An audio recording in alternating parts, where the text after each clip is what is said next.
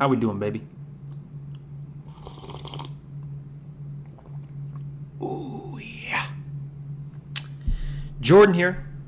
Welcome back to another episode on the Habsolute Dogs podcast. Today I'll be talking about the next big notch on Quinn Hughes' belt, and that would be Lane Hutson's contract. I'll be going through a number of comparables, going through a little bit of an analysis, and even a little bit of math. And then we'll get to my final prediction for Lane Hutson's next contract. So let's just start off with a general career overview of Lane Hutson so far. The Lane train, stay in your lane, life in the fast lane, Quadzilla, little water bug. Okay, so let's go check him out here. Hutson is 21 years old. He's 5'10", 165 pounds, it says here. But I actually saw a recent picture of him on the ice next to Suzuki and Caulfield. He looks nearly as big as Suzuki, and Suzuki's 5'11", over 200 pounds. So I'd say the 5'10" is probably accurate, but I think he definitely beefed up in the offseason. I wouldn't be surprised if he showed up to training camp weighing about 176 pounds or so. So that's a big positive for him. As we remember, he was a second-round pick in 2022. But if we were to do a redraft already today, he'd likely be a top 3 pick, which is just crazy. So far in his short NHL career, he has picked up 6 goals, 62 assists in 84 games, and has added 5 assists in 5 very tough playoff games against Washington. And after the Four Nations break, he finished the season with 30 points in 31 games. So pretty much a point-per-game player. And to be fair, for the amount of minutes this guy has played and the situations he's been deployed in, it's actually quite shocking to see that he's only a -2 in 84 games, which really speaks to his defensive play. He's not just an offensive juggernaut of a defenseman. If you watch him play, he cares as much about defending and breaking up plays as he does slinging apples. He's intense in every single zone. He back checks. He plays with a lot of heart, and his impressive play thus far has earned him, as we all know, the coveted Rookie of the Year Calder Trophy last year, and he won that by a landslide, actually. So, yeah, we've got ourselves a player in our hands, and if we're just looking at optics so far, he's shaping up to be in the same category as Quinn Hughes. Actually, the NHL released a list lately of their, not lately, but recently, of their top NHL players under 23, and he is third on that list behind Bedard and Celebrini, and that's by a very small margin. Actually, he received the most first-place votes, which is actually just nuts that he received more than Bedard and Celebrini. So just to give you an idea, Bedard, Celebrini, Hutson, they're all in that same tier. If we look at his most impressive franchise and NHL records quickly, he set a new franchise record for most points by a rookie defenseman, surpassing Chris Chelios' record of 64 points. He set a franchise record for most assists by a rookie defenseman, again surpassing Chris Chelios' record. He tied Larry Murphy's NHL record of 60 assists by a rookie defenseman in a single season. And here's a fun one. He's the first defenseman to win Rookie of the Month honors multiple times in a single season, since Nicklas Lindstrom in 1991-92. So that's just tremendous work from Lane Hutson so far in his very short career. As we can see, Lane Hutson's agent has quite a bit of favorable ammo heading into contract negotiations. In my opinion, when it's all said and done, I think the number will sound very high at first for some, but under closer inspection and comparing to others, you'll notice that my prediction for his contract would be considered a nice balance between a team-friendly deal and a player-friendly deal, which is an area that I can see Quinn Hughes and Hutson's agent meeting at. So before I get to my prediction, let's do a deep dive into how I got there, starting with some key player comparables, which will include the following players: Quinn Hughes, Moritz Seider, Brock Faber, Noah Dobson, Kale Mar, Zach Werenski, Nick Suzuki, Cole Caulfield, and Juraj Slafkovsky. Now, the reason why I'm choosing these players is because they represent a nice blend of Calder winners, team-friendly deals, player-friendly deals, the Habs first line, and overall young, offensively gifted defensemen that would likely come up in conversation when comparing player value in negotiations, who have also signed their contracts around the same age as Lane Hutson would be. So right now he's 21. By the time his contract kicks in, he'll be 22. Also, every one of those players occupy a role in their respective teams that I see as equally important to the role Hutson would occupy on this team. One key metric that I'm using in my projection here for Lane Hutson's contract, when comparing with the other players' contracts, is the percentage that a player's annual average represents on the league's salary cap the year their contract kicks in. I like this metric because it weighs a player's salary worth against a team's overall cap. And I think that as the salary cap increases, you're going to notice players' AAV, it's going to increase as well in their new contracts. And that may come as a bit of a shock for some, and it may lead to fans thinking that a player is being overpaid, when in reality, it's just the proportion being adjusted to the salary cap, which is what really matters here in the grand scope of things. That may sound a bit confusing off the top, but I'm going to break it down for each player, and then we're going to compare those percentages throughout each player. So first off, Quinn Hughes, which is in my opinion the closest comparable to Lane Hutson. He signed a 6-year, $47.1 million contract, which translates to a $7.85 million AAV. So when this contract first kicked in during the 2021-22 season, the league salary cap was $81.5 million. This means that Hughes' $7.85 million AAV represented about 9.6% of the salary cap that year. So this is right in the middle of a team-friendly and player-friendly deal, in my opinion, and you'll see why as I get to the next comparisons.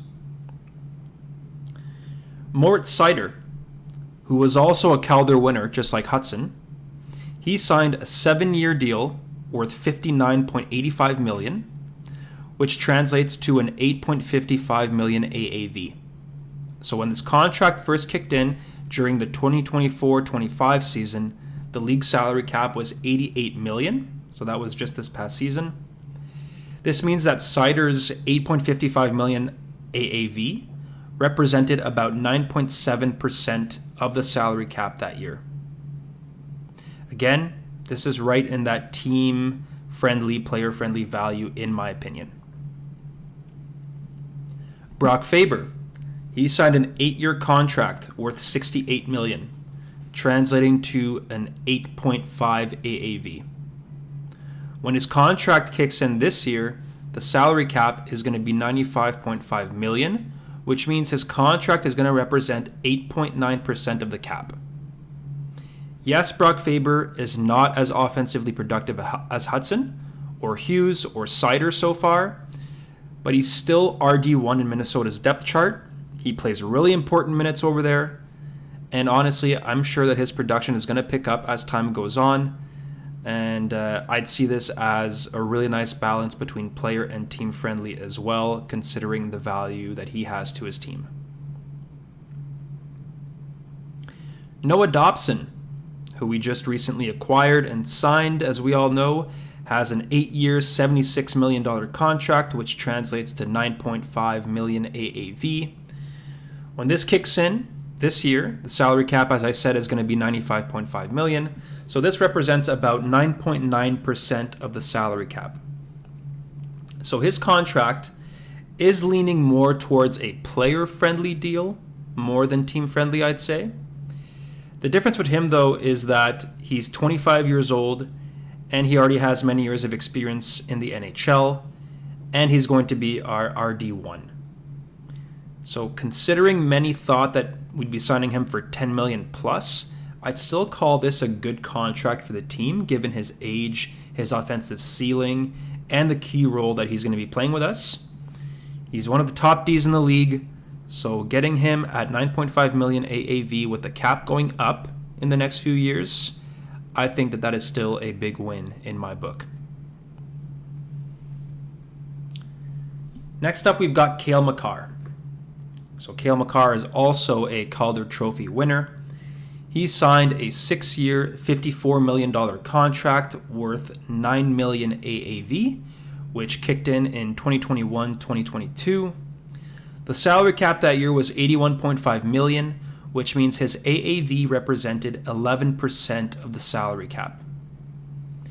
This is obviously a rather player-friendly deal if we compare those percentages so far, but we're talking about Kale Mar.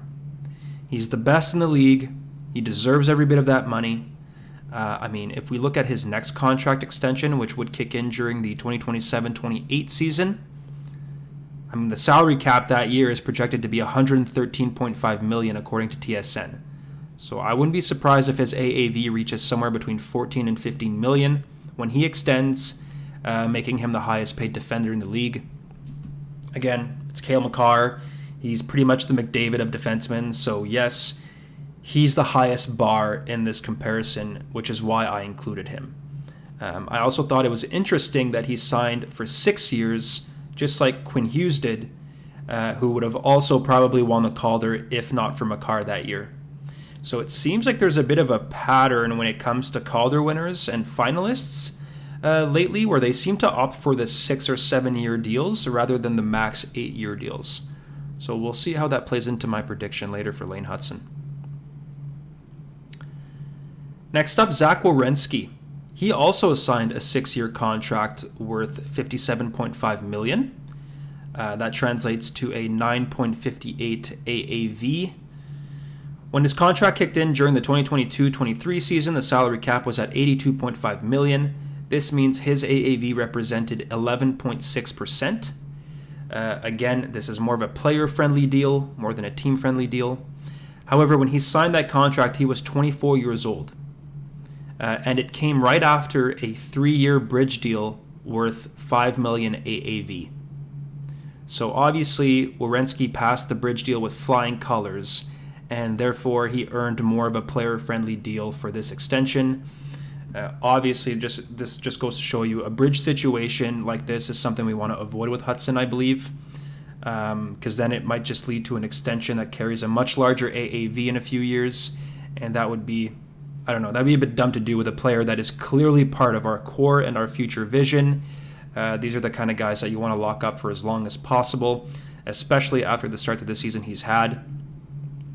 Even if Werenski is making 9.58 AAV right now, which was 11.6% of that cap share that I'm talking about, he has clearly demonstrated that he has earned that. He's worth every single penny of that. After this past season that he just had, he really took a next step, and he's on the next level right now. So definitely an exciting player to keep watching in these next few years. So this leads us to the final comparables, which I think will also play a role in negotiations, and that's our first line of Cole Caulfield, Nick Suzuki, and Uri Slafkovsky. I think that we can all agree that when the contract extensions for all three of those players were announced, the reaction was very positive, and they were regarded as team-friendly deals. Suzuki signed an 8-year contract worth $63 million that started in 2022-23 when the cap was $82.5 million. So this means his 7.875 AAV represented 9.54% of the cap. Caulfield signed an 8-year contract as well, worth $62.8 million, so just shy of Suzuki. And that kicked in the 2023-24 season when the cap was $83.5 million. This means that his 7.85 AAV represented 9.4% of the cap. Uri Slafkovsky also signed an 8-year contract. His was worth $60.8 million, and that starts this season actually, and the cap is going to be $95.5 million, as I've said before. So this means that his 7.6 million AAV is going to represent 7.9% of the cap. So very team-friendly deals here. Now, obviously, if we're talking about value, I would put Lane Hutson's value closer to Nick Suzuki's than Slafkovsky's, which means I'd expect Hutson's percentage to be closer to Suzuki's than Slafkovsky's. So all of these comparisons lead me to my final Lane Hutson contract prediction, which I think will be a balance between team-friendly and player-friendly, as I said. One fun fact actually about Hutson's agent, Sean Coffey, is that he represents Cortex Management, which is the same company that Kent Hughes once worked for as an agent. So that is definitely a positive, should lead to more of a friendly, respectful negotiation that's going to benefit both parties. Now, one thing everyone needs to understand is that when Lane Hutson's new contract kicks in, the salary cap is going to be $104 million. That's in 2026-2027. Now, if I'm Lane Hutson's agent, I'm going in there and I'm asking Kent for at least $10 million per season. After all, this would represent 9.6% of the salary cap. It would fit right in with the cap share percentage of the Sider and the Hughes contracts. I mean, honestly, I'd even push for a slightly higher share if I was his agent to get closer to Dobson. After all, as his agent, my job is to get him the most money. Now, if I'm Kent and Hutson's agent comes to me with those demands, I'd say, yeah, that's not unfair at all given the salary cap situation, and also given Hutson's talent, his offensive potential, his importance to this team. It's not unfair at all. He's every bit as good and promising as Hughes and Sider, if not a bit more. However, look at all of my other young core players. All of them agreed to take a little less to help this team win for years to come. I'm sure Hutson, kind of looking at him, thinking of the kind of player and kind of teammate that he is, I'm sure he would also want to feel like he sacrificed a little bit for his team's interest. So how about we meet halfway, where I can still keep the team-friendly contract culture alive, all while still making Hutson the highest paid player on this team when the 2026-27 season starts. In other words, let's get Hutson paid, but let's also help this team by taking a little less and make me look good while you're at it by keeping his AAV under $10 million. I think that if both sides come to the table like that, a halfway point between player-friendly and team-friendly is going to be met on both term and AAV, and I think that ultimately Hutson will sign a 7-year, $69 million contract, giving Lane Hutson a $9.85 million AAV, which means that his cap percentage would be just shy of 9.48%. Coincidentally, his number is 48. Seems like a match made in heaven. So that percentage would actually place him right between Caulfield and Suzuki, still leaving Suzuki, the team's captain and best offensive performer, with a higher cap percentage proportionally speaking. I honestly think this kind of deal would be a win-win for the player and our team, and I think it would keep the culture that Ken Hughes is trying to build alive and well. Now I know that seems like a very high number, 9.85 million AAV. After all, we would be making a 22-year-old defender the highest paid player on the team. But this is why I said in the beginning, it's important to also look at the increasing salary cap. And when you weigh his AAV against the cap, it's right where it should be, where both parties, they leave happy. That's what's important here. The player's happy, the team's happy, Kent is happy, and hopefully with a contract like this, the city would also be happy. So that's it for me today. That's what I think Lane Hutson is going to be signing for. Again, I predict 7 years, $69 million total, giving him a $9.85 million AAV. So please feel free to share your feedback, comment if you can, let me know what you think. Do you think I'm way off? Would you be satisfied with this deal? Do you think it's too much? Do you expect him to sign for more? Just, share your feedback, give me your comments. I love to start discussions in the comments section on YouTube if you're listening there, and we can start a discussion about that. So hopefully you enjoy this episode. I'll see you on the next one.